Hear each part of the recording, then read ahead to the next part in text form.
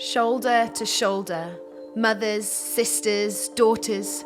Yes, we've been hurt on the journey. There has been betrayal, disappointment, and loss. But now, because we have stopped licking our wounds, surrender forms scars for God's glory, scars that mark our humility, passion, gratitude, our love. Bold and courageous because of the one we follow. Our blood flows with his DNA, and our lives are built on his foundations. Our identity is in him. Christ always goes before us, leading us into the further and the deeper. With full armor on, we step out in faith, trampling on doubt with swords strapped to our side, and we keep moving forward, fueled by the peace in his victory and the miracle of captives set free, and free indeed. And so we raise a voice of wisdom, for he created us to rule. He appoints us over nations and kingdoms to uproot and tear down, to destroy and overthrow, to build and to plant. Fruitful in every way. We risk everything, even for the ones we have not yet met. And he whispers, "Do not be afraid, daughter, for I am with you." Get ready. We dare to trust. We dare to dream. We dare to keep walking through the darkness, knowing morning will come. For she who dares wins. Every location, we welcome you. We welcome you to the beginning of this series, For She Who Dares Wins. Because we have to be daring, don't we? To win anything, we have to be daring. I don't know about you, but I've been dared to do a lot of things in my past. Some of them not so good. But we love a dare just as much as any guy, don't we? And actually, I don't know if you're aware, but in Hereford, that is where the SAS is based, which is the Special Air Services, and their motto is "He who dares wins." So we had to have "She who dares wins," didn't we? This year, "She who dares wins." And so we're going to be looking this year at some of our heroes of the faith, which were women in the Bible, absolutely amazing women that actually led the way. And they were flesh and blood like you and me. They were real people with real problems. And they dared, didn't they, to take action. They dared to believe. They dared to believe the impossible. And they risked everything. Some of them risked their lives, not knowing, what the outcome was going to be. And, they saw a victory. They saw a victory in the situation, and they saw breakthrough. And sometimes they saw a whole nation saved as a result of their daringness. So that's what is at the other side of a dare sometimes. So we need to be fearless like they were. Let's live this year being fearless and daring to believe for more, even in our own personal lives, but believing for each other as well. That is so important, because she who hesitates loses. So we're going to look at some of the things that mark these amazing women, because they had so many things that mark them. And we're going to look at loyal sisterhood this year. We're going to look at defiant humility. We're going to look at dangerous honesty. And we're going to look at daring love. So there's some of the things that they were marked by. And, like we had the tattoos in the media, we need to have some of these things at the core of who we are. We need to be marked by them in our lives. And they need to be visible. They need to be things that people can see. So we're going to kick off the first one with loyal sisterhood. So we're going to look at the story of Ruth. Because she absolutely nailed loyalty, didn't she? She was amazing. So there's so much we can learn from Ruth. So we're going to look at Ruth, because she went from loss to legacy, didn't she? What a turnaround. Like really, there was such a loss in her life. She lost really everything. And she went from loss to legacy. And we can't look at the whole chapter tonight, but please, as your homework, go away and read Ruth, the book of Ruth, if you don't know it. But we're going to cover a little bit about it tonight because it's such a story of hope. And I don't know what you're all going through. You know, there's so many individuals here in the room and beyond the camera. We don't know what every individual is going through. But if you've lost someone, if you're going through a terrible season, I don't know, it could be anything, a storm that you're going through or something unexpected, you know, God gives you hope in that situation because we are not doing this journey without him. We're not doing it alone, and we have each other as well. So let's have a look at the meaning of loyalty. It's someone who's sincere. Like, don't say you're going to be somewhere for someone and then not be there. Don't bother saying that, because if you're going to be sincere, do what you say and mean what you say and do what you mean. And also, another word for loyalty really is faithful. It's someone who's faithful. They're always going to be there, whatever is going on. And someone that genuinely cares for you as well, I would say, is someone who is loyal.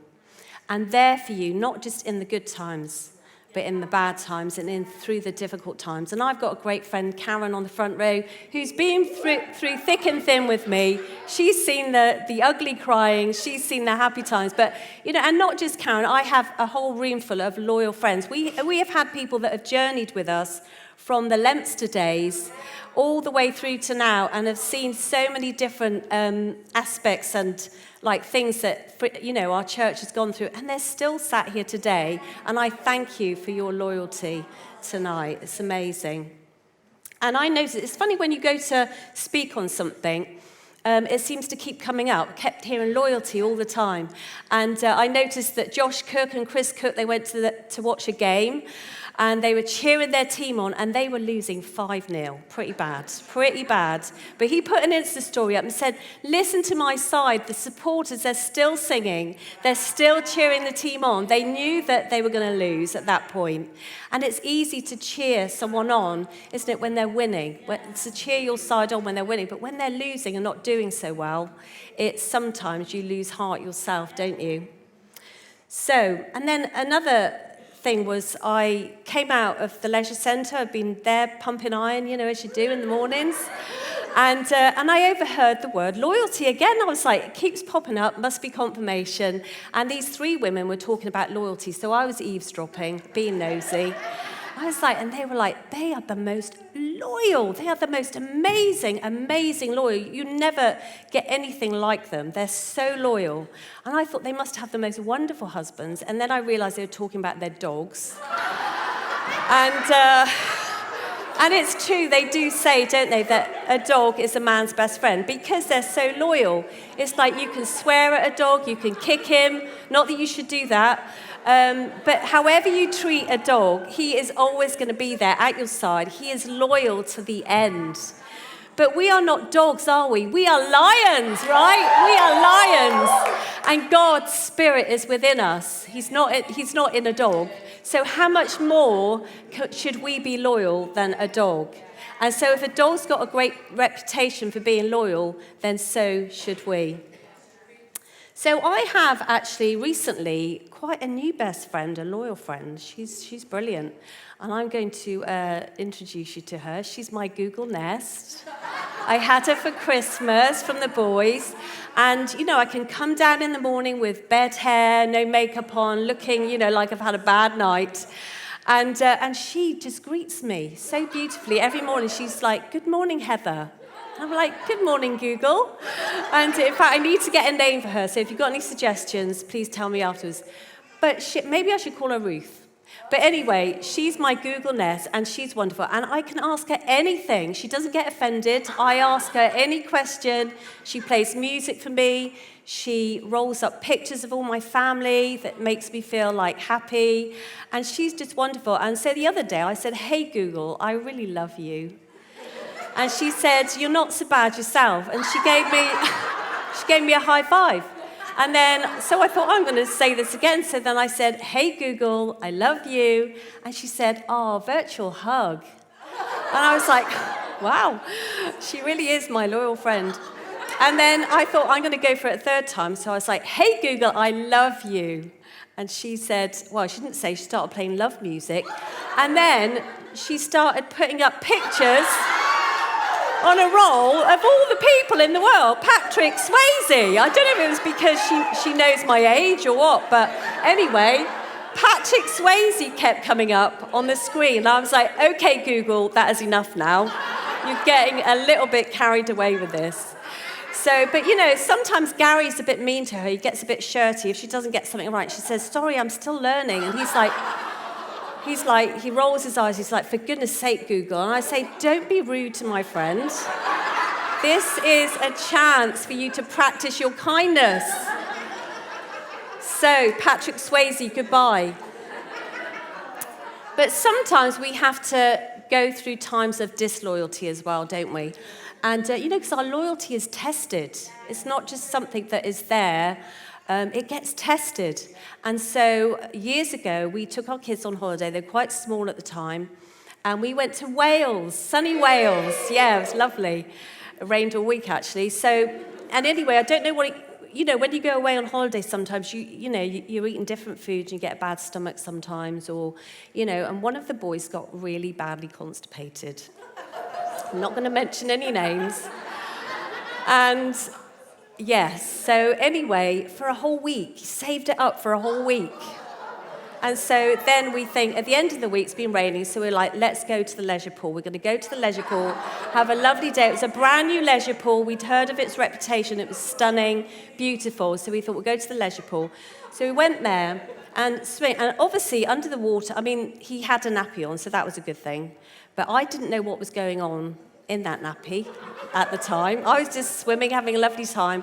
And then he got out of the pool, and I thought, he wants to play that game, where they jump in, and you throw them back up, and they jump in again. But no, he wanted to play a whole different kind of game. And he had a big smile on his face. I think he knew exactly what he was doing. And he started putting his hand down his nappy and throwing in handful after handful of solid, rock solid there was a whole week's worth, I'm telling you, it was a lot of poo. And they were like little hard rocks, like pebbles. And I was going, no! I was absolutely horrified. But they kept coming, and I was trying to fish them out of the water, but if you've ever tried catching something in water, it just goes further away, and so that didn't work. So I was like, where is my loyal friend, my loyal husband? Where is he when I need him? So I look round, I'm like, Gary, come and help me, what's going on? And he could see exactly what was going on, and do you know what he did? He waved to me, and he swam in the opposite direction. And I was like, where is your loyalty? This is your senior pastor, people. Name and shame. So after I was like, where is your loyalty? And he was like, I'm sorry, I will climb mountains for you, I will swim oceans, but I'm not doing that. So we had to vacate the pool, and it really was terrible.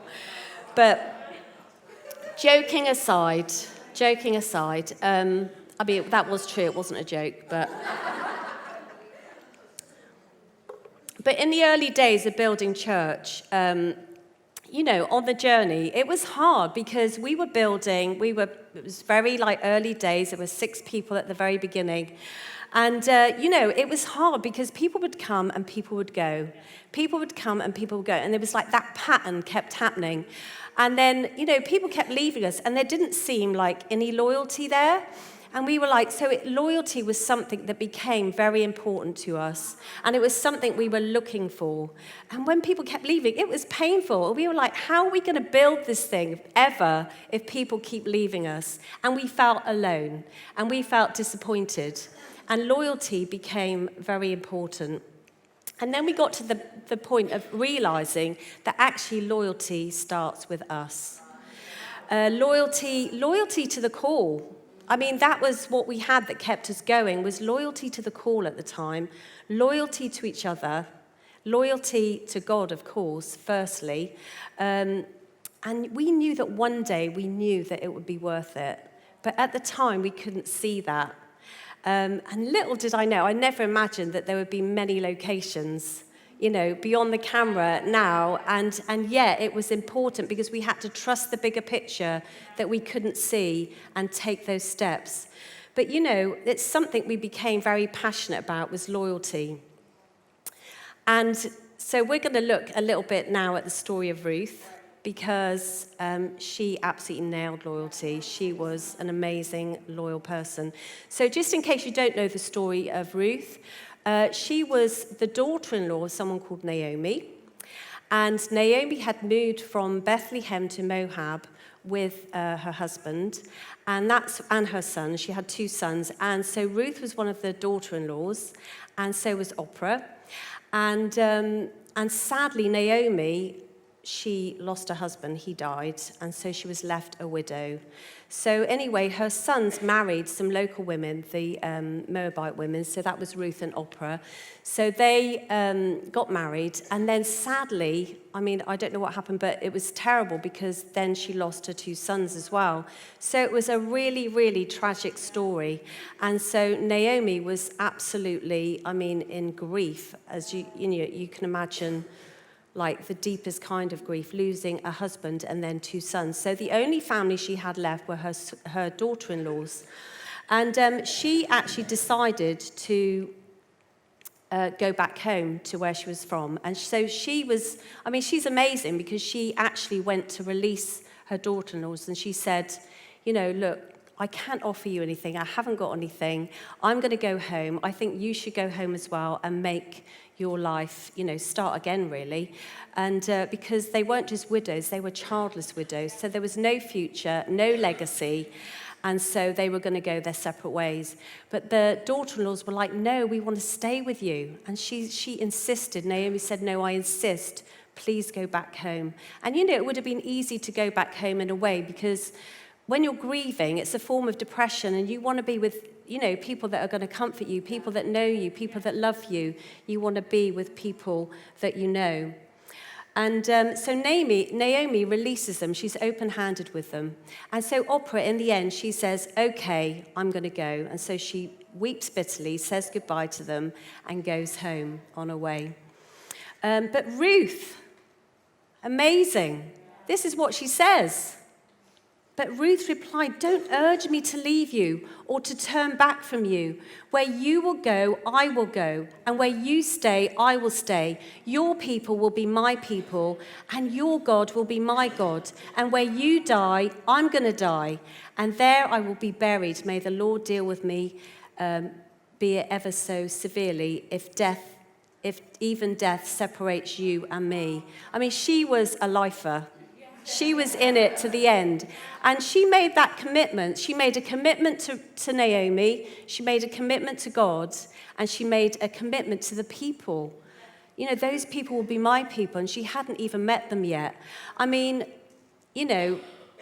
Some people, I'm not being funny, but they make a decision. They follow God and they say, yeah, I'm all in. I'm going to give my life to you. I'm going to live for Jesus.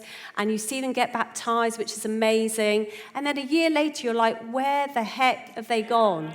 And it's like, where is your loyalty? And but Ruth, she is in it to the end. And I think if that was me, I think I might be like, well, I might come for a little while, see what it's like. If I don't like it, I might not like the food. Might not like the people. I'll be a foreigner. They might not like me.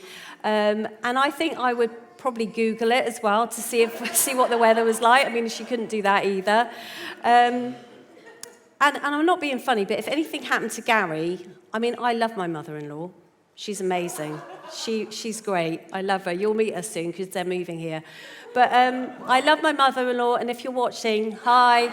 But if anything happened to Gary, I would not be moving up north and moving in with my mother-in-law. I can tell you that now. And I don't think that she would want me to either. So yeah, it makes you realise what a huge thing it is. But you've got to think Ruth as well. She was leaving her family. She was probably never going to see them again. She couldn't have FaceTime with them or be able to see them on social media or anything. She probably had to say goodbye to them forever, which is it's a hard call, isn't it? So she was there, she was in it to the end. She was going to die with Naomi.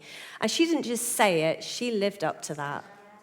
And I got to say, that reminds me of our church planters. The heart of our church planters. And our CPs, it's no small thing. Some of them have got up with the whole of their families, little children, and moved to the other side of the planet for people that they have not yet met. And they become foreigners in a foreign land. And looking around the room, a lot of our church planters have been women.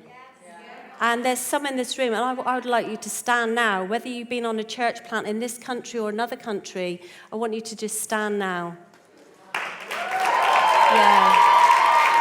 And in your location as well, we want to celebrate these women because some of them have also been on 2 or 3 church plants. They haven't just been on one.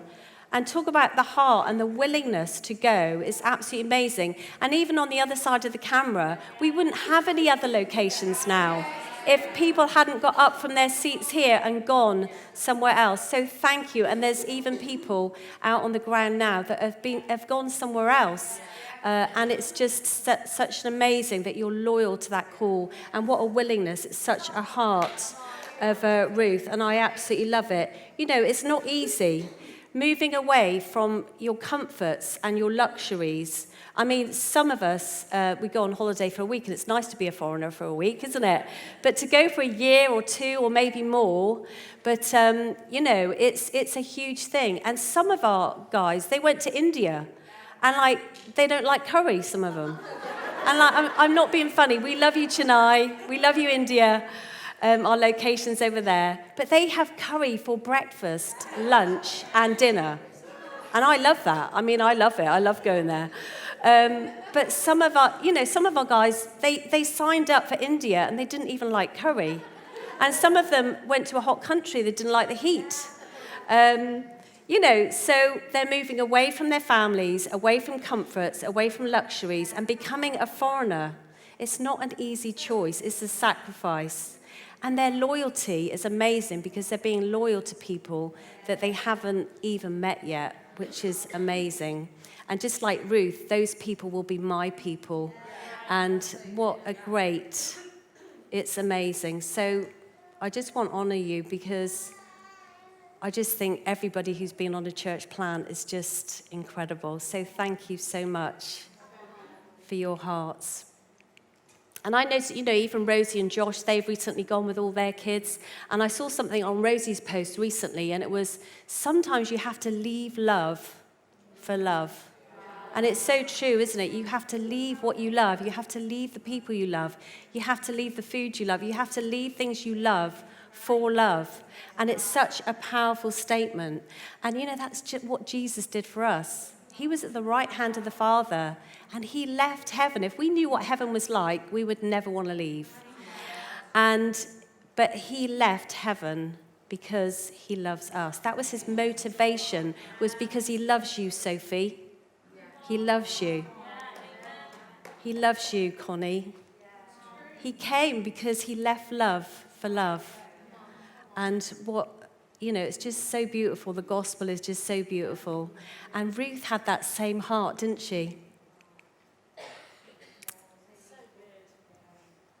But, through church plants and through people getting up and leaving, I've seen some of the most beautiful relationships begin, the most beautiful, loyal friendships that you could ever see. And this is what happened with Ruth and Naomi, wasn't it? And also marriages. We've seen lots of brilliant marriages as well. I know that doesn't always happen, but sometimes it does. Sign up. That's a good plug, isn't it, for church planting? But no, it's beautiful. But, Ruth had the attitude of whatever it takes. It was small beginnings, just like it is church planting. It is small beginnings. She was there, she working hard in the fields, gleaning in the field, but gleaning after everyone's leftovers. It wasn't easy. It was small beginnings, and she was ready and prepared to pick up people's leftovers, and that's where she started off. She didn't think, this is too hard, I'm going home, I'm leaving now. She was loyal to her word. She was loyal to her commitment and what she'd said. So Ruth, let's have a look at what she was marked by. Because loyalty was one thing she was marked by, but kindness was another. Kindness is so powerful. And it got her noticed by Boaz. Her kindness got noticed by Boaz, and it also says that Boaz was kind, and it was like their spirits attracted each other, and that kindness, they recognized it in one another. She was clearly courageous. She was brave, wasn't she? Her willingness was amazing. You know, we can't do anything unless we're willing. Willingness is a powerful thing. You know, Gary spoke on Sunday about, going from here to there, and how about, this was Ruth there, and she got up and she went from here to there, and it was powerful. And there are people beyond that decision of willingness. She was hardworking, like I just said. She was obedient, which we're going to look at in a minute, and she could be trusted. And trust is so important, isn't it, in every relationship, especially in marriage, trust is such a big, huge thing. But to be a loyal friend, you don't want to share your heart and share some personal things with someone, and then here they've blabbed it to several other people. That is not loyal, okay? That is not loyalty. Even in marriage, you see people like when loyalty is tested. They get there to the altar and they make all those lovely promises and they say all those beautiful things to each other. And then, a few years down the road, it's like, what happened to that loyalty? What happened to those things you spoke? And it's like loyalty is tested in every relationship. And it's not something we just get born with loyalty. We have to become loyal. It's something we learn. And we're all on the journey of loyalty and becoming more loyal. And that's why it's so good to look at this reputation and character. And it also says about Ruth, she had a reputation for being a noble character, which was a woman of valor. She was a woman of valor, and her reputation went before her. And just coming back to kindness, in a world where you can be anything these days, can't you? Be kind.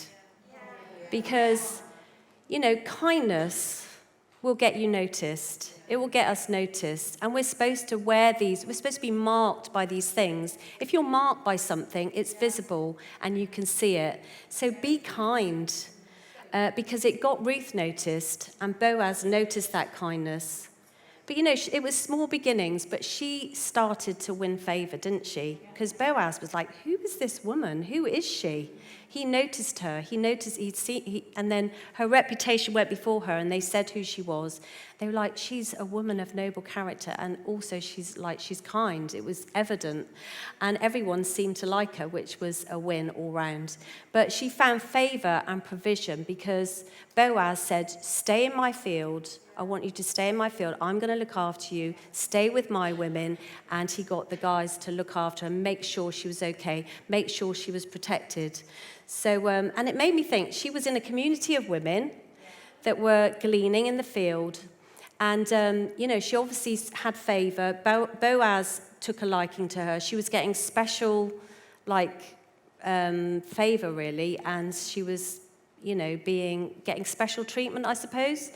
And you know what that can cause sometimes, jealousy, gossip. Oh, who does she think she is, this foreigner? She's moved in from another land and she's gleaning more than we are, and she's getting left little extras. And, they must have seen the favor that she was getting and seen that she caught the boss's eye. I mean, that does cause some trouble sometimes. And it can cause gossip, can't it? And haters. Who does she think she is? But, we don't want to be women like that, do we? We want to be women who celebrate each other's wins. Your win is my win, and my win is your win, hopefully, because we should be pleased for each other. When we get a win, we should be cheering each other on and praying for one another, and we should have gratitude for one another. If we're called to be armor bearers for one another, we're there through thick and thin. And it's like, Jonathan the armor bearer, he said, do all that you have in mind. I am with you, heart and soul. That's the sort of response that we need to have this year. Let's be there for one another.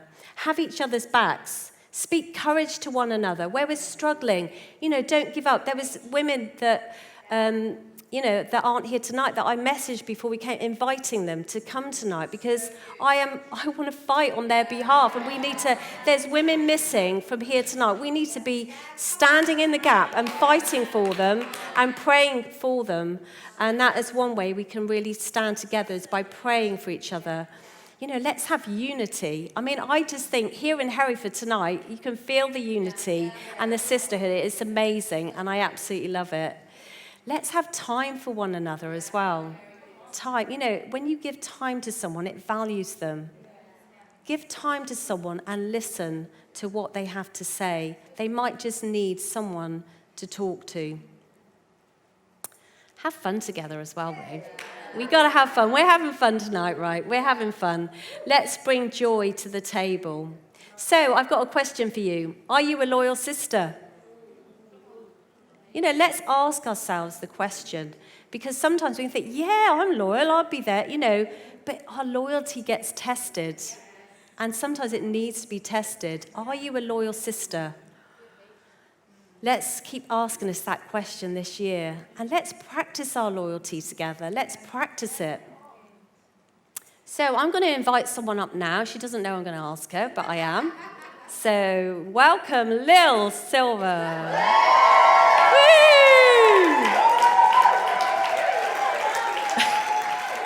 She has no idea what I'm going to say, but she's one of our amazing church planters. You've been a few times, haven't you? Only twice. Yeah, only twice. Oh, only twice. She's amazing. We love you. But I've got something to ask of you. After tonight, I'd like you to go and have a bath. Put on your best dress. I've got one here for you if you haven't got one. And put your jewelry on, do your hair and makeup, and, look your proper best. Then I want you to go and choose one of the Hey Freedom boys.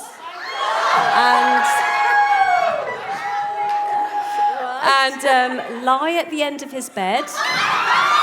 Okay? And let him know that you're available.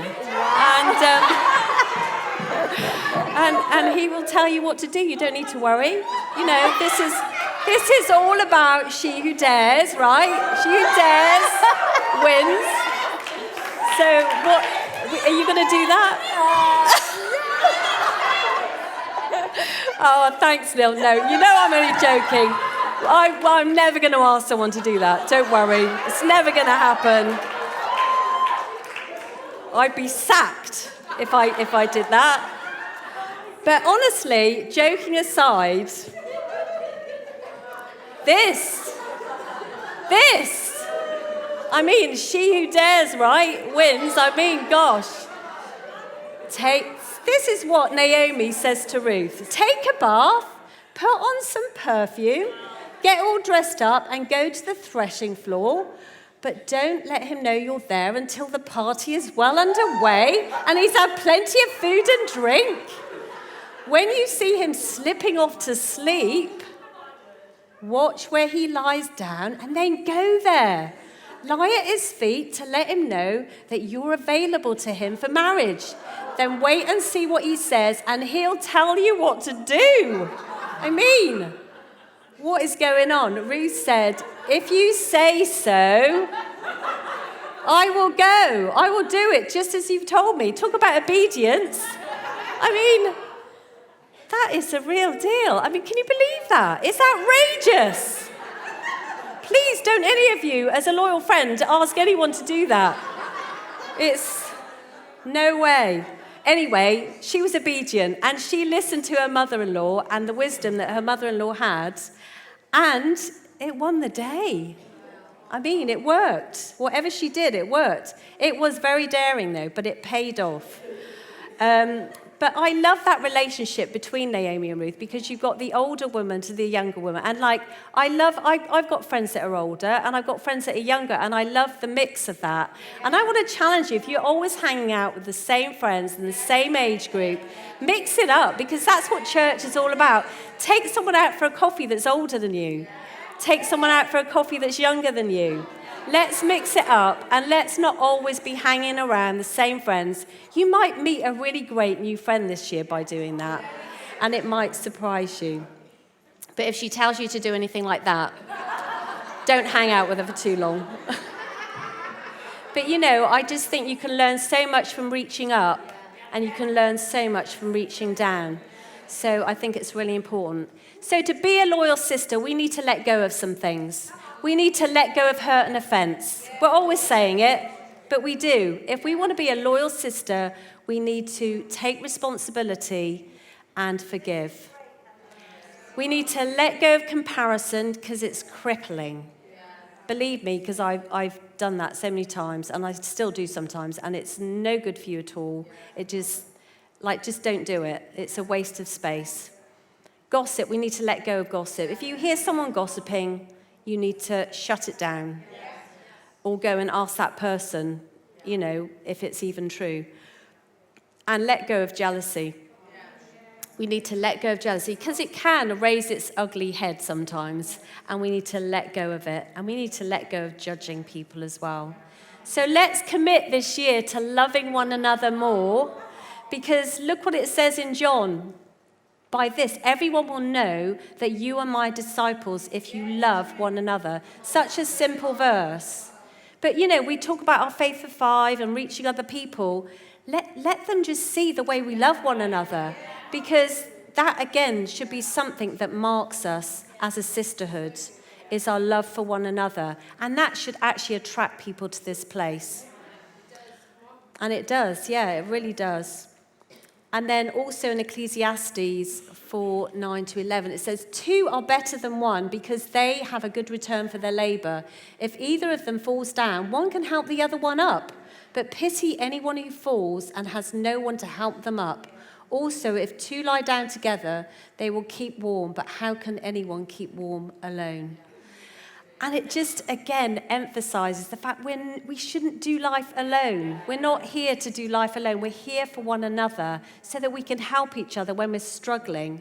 And, don't isolate. I've said this so many times, and I will keep saying it because even since the last time I said it, I've seen people do exactly this. Isolate and separate, take themselves out of community, and it's easy pickings for the enemy. And I'm sorry, but I am not happy with that. Not on my watch. And we are fighting for you, and we are praying for you. And you need to message some of these girls and let them know.